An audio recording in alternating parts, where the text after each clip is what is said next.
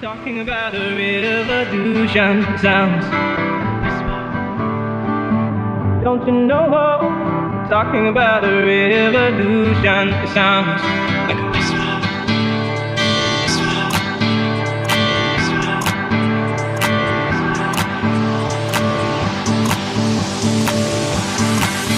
While they're standing in the welfare lines, crying the doorsteps of those armies of salvation, wasting time in the uniformed lines, sitting around waiting for a promotion. Don't you know? Talking about a revolution sounds. Who are people gonna rise up and get their share? Who are people gonna rise up? Take what's there. Don't you know you better run, run, run, run, run, run, run, run, run, run, run, run. Oh, I said you better run, run, run, run, run, run, run, run, run, run, run. Cause finally the table are starting to turn. Cause finally the table are starting to turn. Cause finally the table are starting to turn. Cause finally the table are starting. Ladies and gentlemen, it is Wednesday, the 24th day of September. The year is 2014, and if you can hear the sound of my voice, then you are the revolution. My name is Smokin Joe Mekhael, and this is the revolutionary nightly news, smashing through the lies of the Illuminati New World Order government, who, day by day, are exponentially increasing their attacks against us, and they're escalating their plan and expediting their plan for global domination. Overnight, right here in Australia, a young man was killed by police after allegedly stabbing them, and I'll go into that story very soon. But this is another thing that's happened in the past couple of weeks that is a massive escalation. We have new terror laws. We have Australian troops going into Iraq. We have raids in Sydney and Brisbane. Now we have this young man being killed by the police. This is a massive fear campaign, and a lot of people are buying it, unfortunately, because they believe terrorists like this guy, the Prime Minister of Australia, Tony Abbott, who gets paid hundreds of thousands of dollars a year to wear nice Italian suits and go on TV and tell you why you should continue funding his terrorist actions and his allies' terrorist actions in different parts of the world. In what is a bizarro world flip on freedom, Tony Abbott channels the antithesis of Ben Franklin. Ben Franklin, of course, said that he who gives up essential liberty for temporary security deserves neither. Where here we have Tony Abbott, this malevolent muppet, this carcinogenic clown, this disgusting, decrepit, deviant man. The delicate balance between freedom and security may have to shift, Tony Abbott. Australians have been warned that their freedoms might have to be restricted for the sake of national security as the government prepares to introduce counter-terrorism laws, more counter-terrorism laws, to crack down on Australians fighting for militant or terrorist groups. In a speech to the Parliament on Monday, Prime Minister Tony Abbott said the delicate balance between freedom and security would have to shift for some time in light of the heightened terror risk. What a deception to use this flowery language to say we're going to take away your freedoms and we're going to bomb other countries. it really disgusts me. And it really disgusts me how many people are buying into this and banding together under patriotism and attacking Muslims. Like, here's the story, ladies and gentlemen. The government is on one side putting out propaganda, and this is what makes the average Western person hate the Muslims. Then you have ISIS, Al-Qaeda, the Mujahideen, Al-Nusra, all of these groups that are run and funded by the New World Order, by the Illuminati, who put out their propaganda, encouraging Muslims to hate Westerners.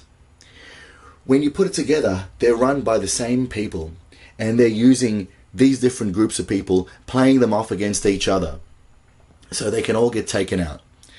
And the people who can see through the lies to the truth, you and I, the people who are awake to this deception, we're caught in the middle. But that's exactly where we should be, because the people who know what's going on have a moral responsibility to enlighten others about what's going on. I've said it before, the government and ISIS, they both want to play into your fear. They both want you to be afraid of an enemy so that you will give in to their commands and follow their orders. I say, don't follow anyone's orders. I say, research for yourself. I say, look into this. I say, don't let people corrupt you with hatred, because the human being is not meant to hate. That is an evil influence that the people in the New World Order and the Illuminati worship, a satanic influence. And you can see this manifest on both sides, with atrocities coming from the government and coming from radical Islam. Don't fall into their Orwellian, Hegelian dialectic of controlling both sides. Take the time to research for yourself. Don't fall prey to the propaganda. And here, the Islamic State, which is run by the CIA, which is funded by the United States, they released a statement saying to attack saying to attack Australians, Canadians, French, Europeans, etc. I'm not even going to read one word from this, because it's hate-filled, insightful documents getting people to kill. And that's why a lot of people are banding together against the Muslims. But what you've got to realize is that the real people in power are controlling the Muslims, funding the Muslims in order to get you to hate them and to get them to hate you, so they can have this World War III, this clash of civilizations, and then people are going to beg for them to save the day. And what are they going to have to save the day? They're going to have the one world government. People have been talking about this for a long time, but this is the way that it's going to manifest. It's going to be crises like these, coupled along with more wars, coupled along with more economic depression. And then when it all collapses, people will be begging for them to take over as a tyrannical authority, even more so than they are now. But we're not going to get it. We're not going to let it reach that point, because we are going to reach a critical mass of people who believe in peace, who don't want to fall victim to fear and fight one another. We want to have peace with our brothers all over the world, no matter their race, color, religion, or creed. We are going to stand up and make a difference in this world. That's what we're going to do. That's what we're doing right now. And so here we have some articles dealing about what's happening now with this heightened panic. Passenger ejected from flight over notebook doodles, from theage.com.au. A Melbourne man was hauled off a Tiger Airways flight by federal police on Saturday after claims he was doodling and writing sentences in a notebook satirising the current terrorist threat. The incident has highlighted the growing sensitivity among officialdom and the public following the decision of the Abbott government to raise the national threat level, and a series of raids were staged against alleged homegrown Islamic fundamentalist terrorists linked to the Islamic State movement. So the government's plan is working on the majority of people. People are falling prey to this base, disgusting, low vibration, hate-filled propaganda. And I will be judged on what I'm doing. People want to attack me, that's cool. But when it comes down to it, what I'm preaching is finding out what's going on, truth, freedom, because I don't want you to be victim to these laws, and love. I don't want you to fight against anyone else. And I'm going to be judged for that. So I think And I know, and I believe that I'm going to have to escalate my campaign to make people aware. And I am never going to be violent. I've made that clear before. Violence is not going to help the cause of peace. It's an oxymoron for that to happen. They want more violence so they can crack down on us even further. But I'm smarter than that. You're smarter than that. We're not going to allow that to happen. We're going to allow peace to reign over fear. And more of this panic. 3 fans humiliated by police treatment at Roosters-Cowboys match. 3 football fans said they were furious and humiliated after being detained at a rugby league match for using their mobile telephones in a manner and onlookers deemed suspicious. Dozens of people who claim they were unfairly swept up by the authorities in the past few weeks are pursuing legal action as the terrorism climate heats up in Australia, heating up because of the incessant propaganda from the government. 3 men of Middle Eastern appearance were pointed out by a spectator at the Roosters-Cowboys game on Friday night because they were using their mobile phones in a way that did not match what was happening on the field. They were removed by police in the 60th minute and questioned for about half an hour. The 3 men were so incensed they contacted lawyer Adam Huda, who will demand an apology or take civil action on the men's behalf. So this is what they want. They want you to dob in some guy next to you who has a beard. They want you to be so scared to go to the football, to walk down the street, to do anything, that you're going to reach up and hope that the government can save you. Well, I'll tell you what, the government is the cause of all these problems. The government is not going to save you. What's going to save you is independent, critical thinking and the power of love in your heart.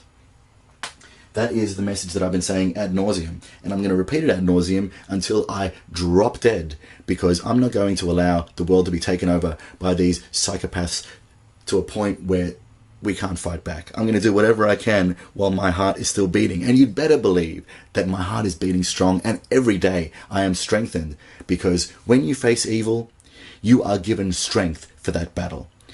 And I want all of you to take courage, because you have the strength for this battle. You have the strength to look past the ridicule. You have the strength to look past the criticism. You have the strength to stand up for truth, to stand up for peace, to stand up for freedom, to stand up for innocent people all over the world who are being manipulated, poisoned, and killed by this global, predatory, governmental system. And so they're hyping up these threats over here, but over in the Middle East, the deaths continues. The deaths of millions keep racking up every day. From RT, 8 civilians, including 3 kids, killed in US-led strikes on Syria. Now, this 18-year-old kid, I'll read this article from 9news.com.au. Melbourne terror suspect shot dead after repeatedly stabbing police. Victorian police believe the terror suspect shot dead in yesterday's Melbourne police station attack had planned to behead officers and post the images online, Fairfax Media reports. There's no source for that. The teen, identified as Narwarren teenager Newman Haider, used a small knife to attack 2 police officers who was reportedly found to be carrying a second knife and an ISIL flag when later searched. Police reportedly suspected Mr. Haider was planning to follow instructions, from ISIL and behead officers, drape the flag over their bodies and upload the images online. The reported plan is similar to 2 other alleged plots in Queensland and New South Wales, both involving supporters of ISIL beheading a non-believer in public. Mr. Haider's Facebook page reveals photographs of himself holding an Islamic flag with abusive posts directed at the AFP and ASIO. Let's not put the focus on other things, he says. The main message I'm sending with these statuses and photos is to the dogs, AFP and ASIO, who are declaring war on Islam and Muslims, he wrote. Victoria Police had confirmed they first came into contact with Mr. Haider 3 months ago. It has also emerged that the alleged attacker had his passport revoked a week ago after authorities identified his alleged terror activities had escalated recently. The Narwarren man was invited to meet the 2 officers at the Endeavour Hills police station on Heatherton Road in order to discuss recent disturbing behaviour. Don't you find it strange that after these raids in Sydney, this man was invited to the police station to have a nice friendly chat after they had identified him as making these threats? After travelling to the station alone, a confrontation between the man and the joint counter-terrorism team of officers erupted at about 7:45 p.m. He was not being placed under arrest and attended of his own free will, Victorian Police Assistant Commissioner Luke Cornelius said. Mr. Cornelius said the 18-year-old had pulled out an edged weapon and attacked the officers. Chief Commissioner Ken Lay revealed the Victorian police officer had his wrists slashed in the alleged attack, while the AFP officer sustained stab wounds to his neck, stomach and head. The AFP officer underwent emergency surgery at the Alfred Hospital overnight and is expected to undergo more surgery today. The Victorian police officer was taken to Dandenong Hospital and will go into surgery later today. Both officers are in a serious but stable condition. Witnesses told Fairfax Media the accused had been shouting insults about Prime Minister Tony Abbott and the federal government in the moments leading up to his death. So this whole thing stinks. They were doing all these terror raids recently, but they didn't pick up this guy who was already on their radar, that they say. No, they invite him to the police station. And then this 18-year-old kid, this skinny dude, was able to stab 2 police officers, who met him outside, by the way, before they were able to shoot him. This whole thing stinks to high heavens. And no matter what happens, whether this guy was a supporter of ISIL, say, of course, he's a supporter of ISIL, he's holding the flag right there. The thing is, ISIL is a creation of the Western governments. When someone fights for ISIS, it's the same as when someone joins the Australian army to fight against the Muslims. It is a fake war. It is a fake war. And I stand by what I said. This thing really stinks. It's happening right after Abbott's announcement that the delicate balance between freedom and security might have to shift. It reeks of a false flag. And people can see that already. But I pray that you don't fall victim to the propaganda. I don't want war. I really don't. I want peace. The government has been perpetrating war on people around the world and people here for a long time, and it's time for it to stop. I refuse to fall victim to the propaganda. Won't you stand up as well? Stand up for freedom. And here we have an article from firstlook.org/The Intercept. Syria becomes the 7th predominantly Muslim country bombed by 2009 Nobel Peace Laureate Obama. The US today began bombing targets inside Syria in concert with its lovely and inspiring group of 5 allied regimes: Saudi Arabia, Bahrain, United Arab Emirates, Qatar and Jordan. That means that Syria became the 7th predominantly Muslim country bombed by 2009 Nobel Peace Laureate Barack Obama, after Afghanistan, Pakistan, Yemen, Somalia, Libya and Iraq. Syria. The utter lack of interest in what possible legal authority Obama has to bomb Syria is telling indeed. Empires bomb who they want, when they want, for whatever reason. Indeed, recall that Obama bombed Libya even after Congress explicitly voted against authorization to use force. And very few people seemed to mind that an abject act of lawlessness, constitutional constraints are not for warriors and emperors. Muslim countries have been bombed for a very long time, and they've been bombed unjustly. And it's understandable that a lot of people over there are going to want to fight back. That's why I say, if you join an army in a Western country, or if you join these radical Islamic groups who just want to kill each other, you're on the same level. We need to rise above collectively so we can look through the lies that are being told to us. I just urge you to look into this. I'm not going to get discouraged by people who are criticizing me because I know I'm doing the right thing. I am honestly doing the right thing to stand up for people all over the world. It is a moral responsibility to spread this message. Join me. I know that we will win. I know that we will crush the New World Order, and I believe and declare that freedom will prevail. The revolution is here. Woo!